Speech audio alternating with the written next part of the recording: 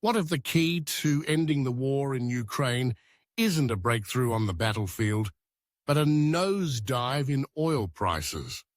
In this video, we dive into how Donald Trump's second-term tariff blitz, aimed mostly at China and the EU, is actually helping to cripple Russia's war economy. Let's break it down. Despite Western sanctions and a massive pivot to a wartime economy, the Russian machine is running out of fuel. Literally. Inflation is surging, GDP growth has collapsed, and military stockpiles are dwindling. But there's something else quietly happening. Since January, global oil prices have plummeted.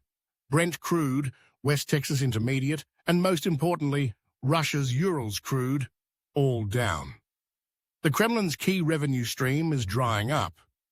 Urals crude fell from over $70 to below $60 a barrel.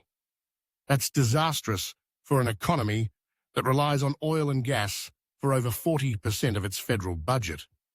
And this is where Trump comes in. His global tariff regime, with a flat 10% import tax and sharply increased duties on raw materials, is slowing down world trade. Factories are buying less, shipping less, and burning less fuel. That means demand for oil is dropping, and so are prices. Now combine that with stricter enforcement on Russia's shadow fleet of illicit oil tankers. And what you get is a perfect storm.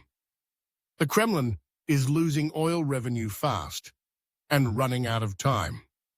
Russia's finance ministry has already slashed its revenue forecasts and tripled its projected budget deficit. Meanwhile, defense spending is still climbing. At this rate, Putin may soon have to choose between funding the war and stabilizing his economy. According to analysts at the Royal United Services Institute, Moscow can likely manage 1 or 2 more campaign seasons. But after that, without real oil money, another wave of forced mobilization or weapons production becomes dangerously unsustainable. So could this be the real tipping point?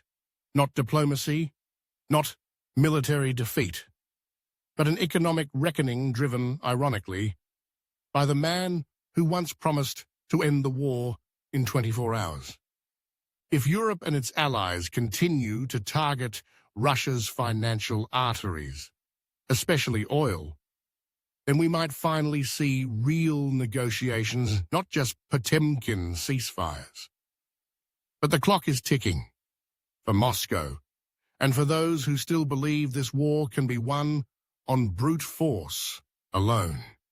Like and subscribe for more insights from Western relations, your source for transatlantic politics, economic strategy, and European agency in a changing world.